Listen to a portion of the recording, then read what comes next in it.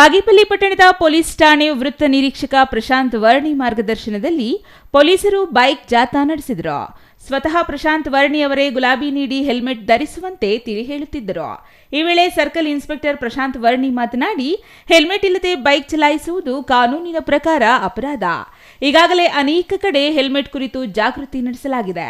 ಆದರೂ ಹೆಲ್ಮೆಟ್ ಇಲ್ಲದೆ ಬೇಜವಾಬ್ದಾರಿಯಿಂದ ಸವಾರರು ನಡೆದುಕೊಳ್ಳುತ್ತಿದ್ದಾರೆ. ಹಾಗಾಗಿ ಡಿಸೆಂಬರ್ 12ರಿಂದ ಹೆಲ್ಮೆಟ್ ಇಲ್ಲದೆ ಪ್ರಯಾಣಿಸಿದರೆ ದಂಡದ ಜೊತೆಗೆ ಪ್ರಕರಣ ದಾಖಲಿಸಿ ವಾಹನ ವಶಕ್ಕೆ ಪಡೆಯಲಾಗುವುದು.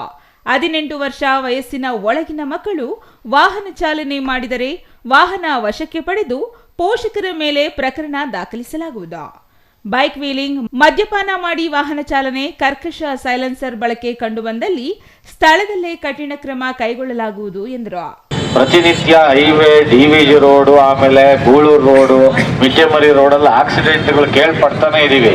ನಾವು ದಂಡ ಹಾಕ್ತಾನೆ ಇದೀವಿ. ಆದರೂ ಜನ ಯಾಕೋ ತಮ್ಮ ಪ್ರಾಣದ ಬಗ್ಗೆ ಲೆಕ್ಕಿಸದೆ, ಒಂದು ಎರಡನೇದು ಅವರಿಂದ ಬೇರೆಯವ್ರಿಗೆ ತೊಂದರೆ ಆಗಿರೋ ಅಂಥದ್ದು ತುಂಬ ಜಾಸ್ತಿ ಇದೆ.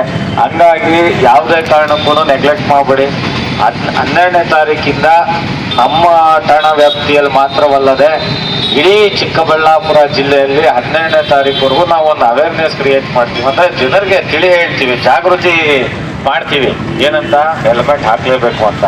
12ನೇ ತಾರೀಕು ಬೆಳಿಗ್ಗೆಯಿಂದ ನಾವು ಹೆಲ್ಮೆಟ್ ಬಗ್ಗೆ ಜಾಗೃತಿ ಕೊಟ್ಟಾದ್ಮೇಲೆ ತುಂಬ ಸ್ಟ್ರಿಕ್ಟಾಗಿ ಎನ್ಫೋರ್ಸ್ ಮಾಡ್ತೀವಿ. ದಯವಿಟ್ಟು ಸಾರ್ವಜನಿಕರು ನಮ್ಮ ಜೊತೆ ಸಹಕಾರ ಮಾಡಬೇಕು, ಹೆಲ್ಮೆಟನ್ನು ಉಪಯೋಗಿಸ್ಕೋಬೇಕು. ಇಷ್ಟನ್ನು ಹೇಳ್ತಾ ನಮ್ಮ ಪತ್ರಿಕಾ ಮಿತ್ರರಿಗೆ, ನಮ್ಮ ಸಿಬ್ಬಂದಿಗಳಿಗೆ, ಅಧಿಕಾರಿಗಳಿಗೆ, ಸಾರ್ವಜನಿಕರಿಗೆ ನನ್ನ ಅಭಿನಂದನೆಗಳನ್ನು ತಿಳಿಸಿ ನನ್ನ ಮಾತನ್ನು ಮುಗಿಸ್ತೇನೆ. ಇನ್ನು ಈ ಸಂದರ್ಭದಲ್ಲಿ ಯಮ ವೇಷಧಾರಿ ಸಮಾಜ ಕಾರ್ಯಕರ್ತ ಗೋವಿಂದರಾಜು ಮಾತನಾಡಿ, ಬೈಕ್ ನಿಲ್ಲಿಸು, ನಾನು ಯಮರಾಜ, ಹೆಲ್ಮೆಟ್ ಇಲ್ಲದೆ ವಾಹನ ಚಲಾಯಿಸುತ್ತಿರುವೆಯಲ್ಲ, ಸಂಚಾರಿ ನಿಯಮ ಉಲ್ಲಂಘನೆ ಅಪರಾಧವಲ್ಲವೇ?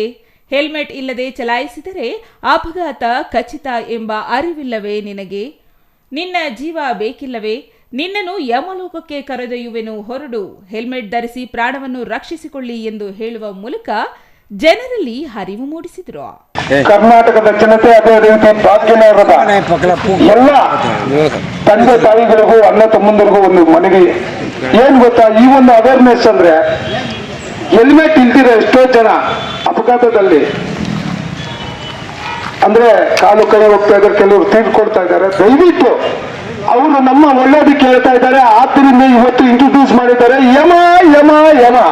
ನಿಮ್ಮಿಷ್ಟ, 12ನೇ ತಾರೀಕಿಂದ ಅವ್ರಿಗೊತ್ತು ಇವ್ರಿಗೊತ್ತು ನನಗೆ ಅಂತ ಹೇಳಿದ್ರೆ ಅವ್ರು ಕೇಳೋದಿಲ್ಲ. ಕಾನೂನು ಸುವ್ಯವಸ್ಥೆಯಲ್ಲಿ ಕಾಪಾಡಕ್ಕೆ ಅವ್ರು ಇರೋದು. ದಯವಿಟ್ಟು ತಾವು ಸಹಕಾರ ಮಾಡಬೇಕು. 12ನೇ ತಾರೀಕಿಂದ ಕಡ್ಡಾಯವಾಗಿ ಹೆಲ್ಮೆಟ್ ಧರಿಸಿ, ಇಲ್ಲ ಅಂದ್ರೆ ಯಮಲೋಕಕ್ಕೆ ಕರ್ಕೊಂಡು ಹೋಗ್ತೀವಿ. Yama Yama Yama. Ganesh R, CTV news, Bagepalli.